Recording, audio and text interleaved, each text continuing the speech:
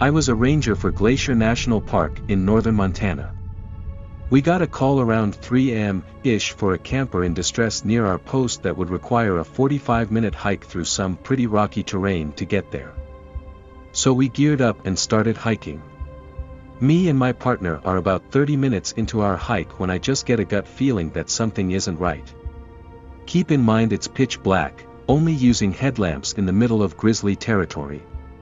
We are about 5 miles out and we start to hear this sound of a baby crying, so we kick it into high gear and start shouting and moving faster until I notice something odd and my gut completely dropped. The sound of the child crying was played on a loop. It was the same cry over and over again. I told my partner to stop and listen to prove I wasn't going crazy.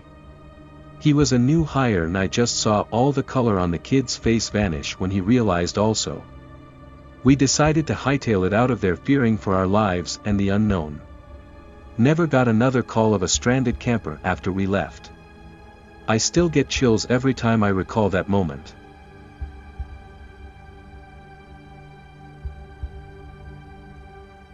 I'm a soil conservationist for the USDA. I spend a lot of time out looking at cropland and CRP or Conservation Reserve Program prairie restorations. Needless to say, it's not uncommon for me to find myself miles from the nearest road.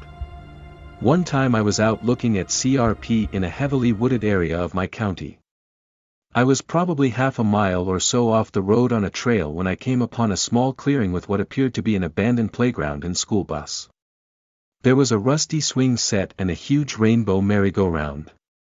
Alone this would have creeped me out, but I was truly terrified to see the merry-go-round spinning extremely fast.